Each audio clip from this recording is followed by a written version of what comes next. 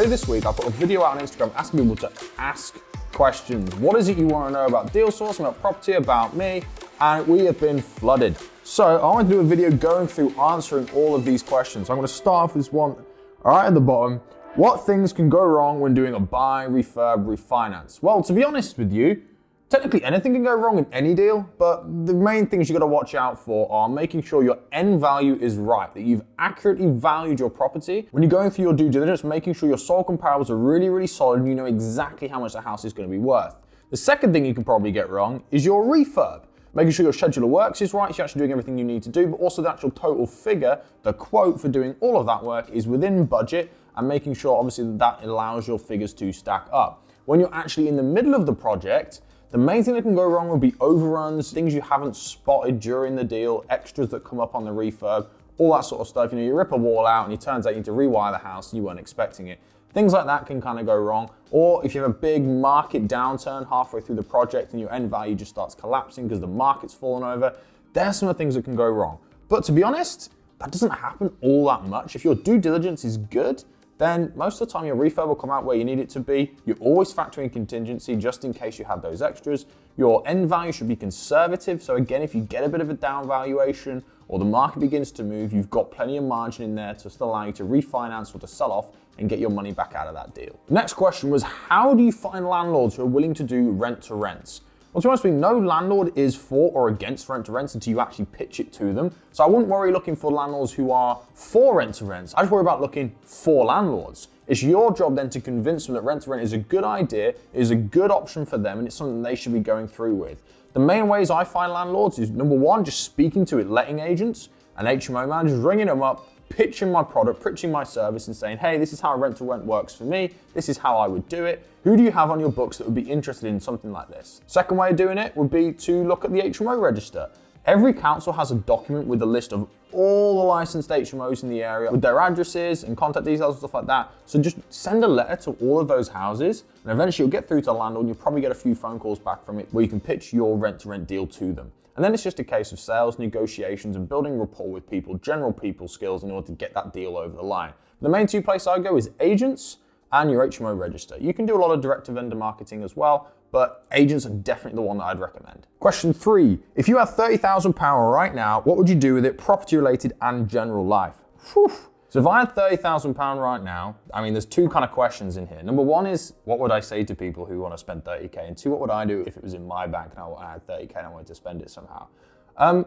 If I was recommending other people, when you've got a number of different options, you might just be able to squeeze in a buy refurb or an HMO with that kind of money. Maybe you'll need to top it up with a little bit of personal lending, but you could probably just about do a buy refurb refinance with 30K and bridging. So you could buy a house and get your money back out again. That's one thing you could do. You could look at doing rent to rents. You could start a deal sourcing company. You could easily buy a single let property, buy it, rent it out, have a little bit of money left over that you can use towards your next one. That's the kind of thing that I'd be doing with it. If it was my money right now, I'll be honest with you, I've got a huge amount of projects going on with my own money tied in it and money from investors. So if it was my money right now, I'd probably hold it for a couple of months just because I don't really have enough time to get into it.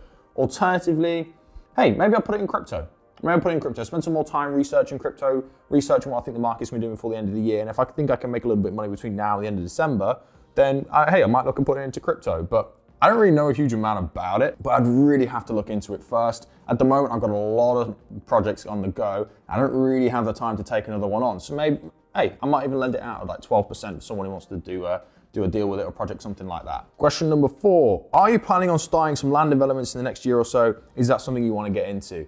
Yeah, 100%. We're actually beginning a couple of projects very, very similar to this, some very, very exciting ones, and you'll get to see all the process from start to finish, how we put them all together, how we sold them, how we did them, the whole thing. So yes, land developments for 2021 are a big focus for us, both from a sourcing perspective and our own projects, own things that we want to be developing. So yes, 100%, we are planning on doing some land developments. Question number 5. What would you advise an 18-year-old looking to get into property industry to do? Number 1, straight away, education all day long. If you don't know what you're doing and you're looking to get into it, then the first thing you're going to have to do, obviously, is educate yourself.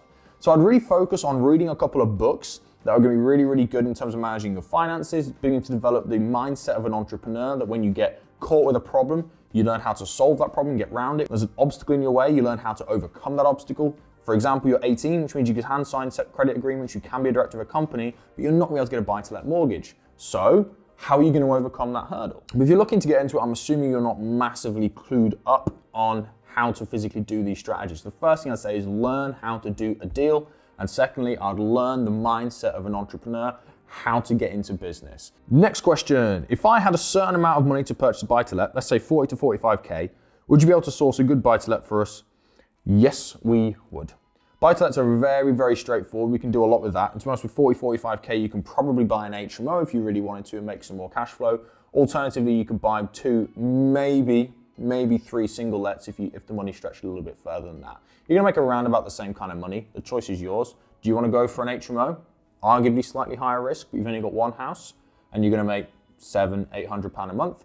Or do you wanna go for 2 or maybe 3 single lets, make £200 to £250 a month on each one of those? A little bit lower risk, you've only got one tenant, but you've got more houses. The choice is yours. But yeah, 100% you could source a couple of buy-to-lets or even an HMO for that budget. Got a next question here.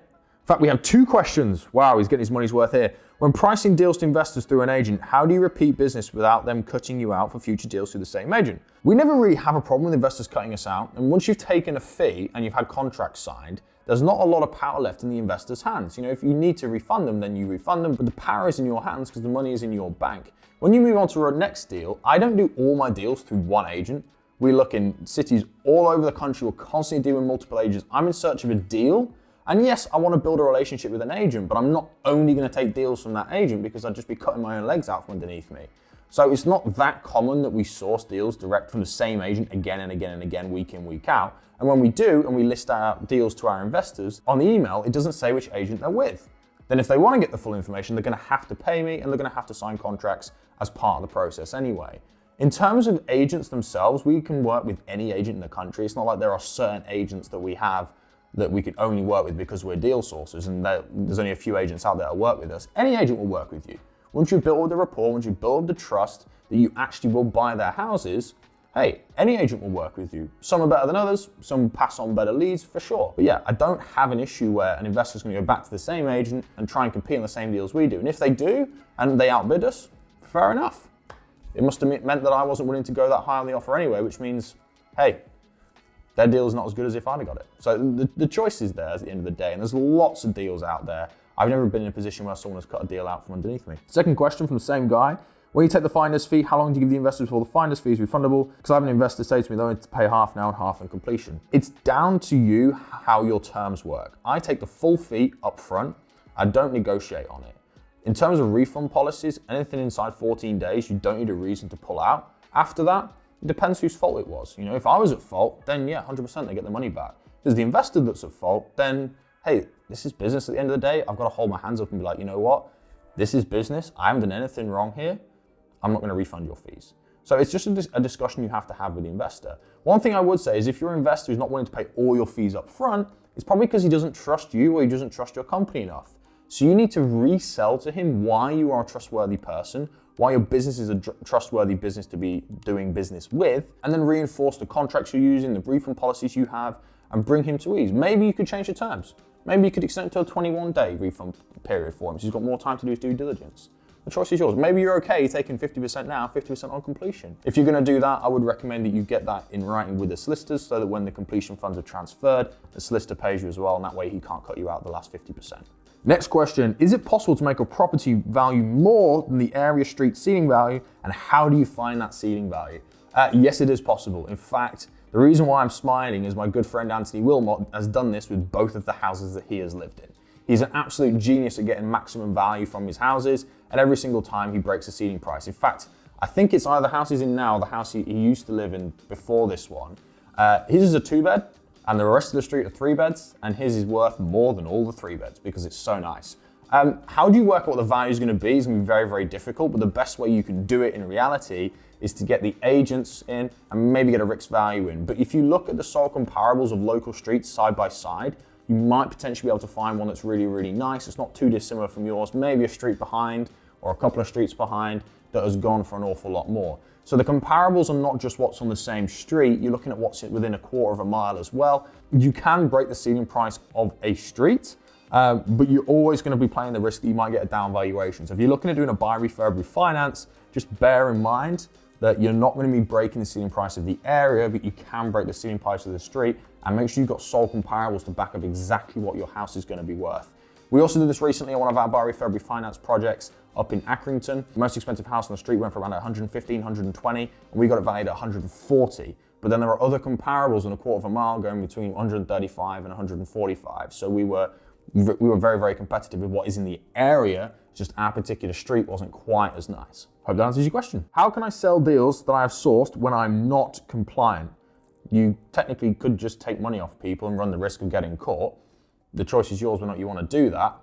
Obviously, I'm not recommending it. Or you could co-source with people. Find a reputable deal source that you want to work with, that you know sells deals, has got a good, strong list of investors. Send the deal through to them. As long as they're happy with it, agree a fee split. And if they are, they'll sell the deal to the investor. They do all the work. They deal with it all. It all goes through their compliance. And you just take a fee off the back of it. Simple as that. If you do want to learn a little bit more about co-sourcing, you're looking to do that with us, it is something we offer. Click the link in the description below and all the information you need is on there. Looking forward to seeing your deals. What has been the best thing about your property investment journey so far? Whew. That's a loaded question. I think probably the freedom and flexibility to do what I want when I want, having the true choice and final say over what I do with my time. If you're working in a job or you work in a 9 to 5, you're in the rat race, you never have that opportunity to just do what you want when you want. You know, I could just decide today that, hey, I want to go on holiday, so I'm going to go on holiday tomorrow, and away we go. You really can do what you want to do whenever you want as an entrepreneur. I'd argue that's probably the best thing. The best thing is having the freedom of choosing what I spend my time doing. How do you get a rent to rent without having a company? In reality, it's not that easy to do, but technically you could do it. If you don't have a company, but someone else does, you could joint venture with them. That being said, why do you need to do it without a company? It takes 24 hours to set a company up. You can do it for 50 quid. In fact, if you do it yourself, you can do it for as little as 26 pounds, I believe, is the cheapest you can do it. So what's the big problem with having a company? Get a company set up anyway. I am yet to meet someone where it is less tax efficient for them to do it in their own name than it is through their company. So when I meet that person, fair enough, maybe that'll change, but at the moment, I'm yet to meet anyone who's actually sought advice and has come back saying, yeah, you know what, you better do it in your personal name. I just say get a company. It takes less than an hour. Easy to do. How can we JV with you? Great question. If you want to joint venture with me, man, you've basically done all you need to do. Drop me a message and let me know what you're proposing. Are you looking for me to finance your deals? Are you looking for me to find a deal and you can finance it? What kind of deals are you looking for? Hey, I'm open to joint ventures in every form. I'm a businessman at the end of the day. If there's something in it for me and I can make some money out of it, and there's something in it for you and you can make some money out of it, and we've got a nice win-win relationship and we get on well, I'm open to all joint ventures going. Like, feel free to drop me a message on any of the social platforms I've got or comment below and we can have a chat and see if there's something we can do. How to get properties for the price of a second-hand car, say 20 to 30 grand. My favorite way of getting properties cheap is to simply go on Rightmove. And if I type in anywhere, pretty much anywhere in the north, but I'm going to choose Durham, County Durham, for sale. And I'm going to go within 3 miles, let's say houses, find properties, and let's go from lowest price. There you go, there's one right there for £20,000. It is on for auction, admittedly. It's a 3-bed semi-detached house. It's in fairly poor condition. We've got a little bit of damp, a fair bit of damp. But there you go. There's a house for 20 grand, very easy. Just all I'd say, mate, is go and look for them. There's loads here. Look, 2-bed terraced house at 25, 2-bed terraced house at 30, 2-bed property at 30. This is a modern method of auction. This isn't even it's not even a bad house. It's on for modern method of auction. It's not even a traditional auction. You don't have to go to the room. You can just buy it over the phone, basically, with Reed Rains here, the agents. It's not even in that bad condition. You can buy that at 30k and probably rent it out fairly quickly. There's a few fees and stuff involved. It's not too bad. In fact, it's currently rented at £375 a month. There you go. There's a buy to let. It's on for 30 grand. You can probably get it for a little bit more, maybe a little bit less, but it's not too bad. And hey, look, if we go within 40 miles and keep it on lowest, £1. I can't even. It doesn't say anything about this one even being an auction property. So I think this one's a private treaty sale and it's on for £1. Of course, it's going to go for an awful lot more than that. Auction sale, one here for 5 grand. All I would say is if you're going to buy a house between 20 and 30k, one of two things is going to be true. It's either going to be knackered or it's going to be in a really terrible area, like high crime rates, drug lords, all this sort of stuff. So if you want to put 20, 30 grand into a house, you're much better off putting 20, 30 grand into deposit on a house than you are putting 20, 30 grand cash into a house. unless you want to do a buy refurb refinance on it. Maybe you can buy it for 30, do it up a bit, and away you go. The first buy refurb refinance house we ever did, we bought for £39,999, just below the stamp duty threshold. We spent $13,500 on it, and we revalued it at 76K. 4 months later, sold the deal in July, refinanced it in November, tenanted within a day. So yeah, you don't have to spend thousands upon thousands upon thousands of pounds on houses. You can get them dirt cheap. So there you go. House between 20 and 30 grand, simply have a look for them. Could you discuss the disruptive forces changing the real estate industry and how you could leverage them to benefit you? Well, I'll be honest, this feels like a bit of a loaded question because the most obvious answer there is coronavirus and all the various things that the government are doing to incentivize the economy and kill the economy, depending on your views on things. Yeah, the biggest one at the moment, obviously, is coronavirus. The benefits, well, I would argue a down market is a benefit in itself because it's going to scare a huge amount of people away. 9 out of 10 millionaires are made during a recession. There were more millionaires made in the 2008 recession than ever before in history. I'm kind of looking forward to a downward market. It's going to bring house prices down again. And rents will probably go up, so yields are going to get better, which means it's going to be easier to find deals that make more than 20%. So I've got more deals I can sell. Buy refurb refinance houses, there's going to be less investors looking because they're concerned over the market, which means I'm going to be able to get better deals. A lot of landlords are going to be selling off. Section 24 is hitting full force this year and next year, which means a lot of people are going to be looking to sell off their houses. Large portfolios, most likely. Potentially, we can get a nice below market value deal, especially if the market starts falling and they think that they can't sell it. Other benefits of the market going down, rents go up. How can you leverage them to benefit you? I would just say, look, disruptive forces aren't that bad. It does cause change in the market, but change means opportunity. So I actually encourage the disruptive forces and the changes that are going on within the market because it means there's more opportunities coming up. The only other real thing I can think about right now is tenant evictions. And I was putting a lot of people off tenanting houses because you can't get people out. One thing I would say is take a look into license agreements. It's an awful lot easier to get someone out of a house when they're on a license agreement versus when they're on an AST. So license agreements are becoming way more popular. Tenants are getting way less support now. There's something called the Laffer curve when you're looking at taxation within economies, which basically states that when you get to like 100% taxation, people are going to pay no tax, and at 0%, obviously people don't pay no tax either. The point is that if you keep raising the rates of tax, at some point, no matter how high you raise the percentage, your tax revenues will begin to fall off because people just work harder to avoid it. This is what's happening with tenants right now. Tenants will be given more and more and more and more legal protection and more rights. And as that goes up, we're just going to look harder to find ways to level the playing field for landlords. And license agreements is one of the ways that this is happening. And there is a bit of a stigma around these sorts of things because tenants have an awful lot less rights.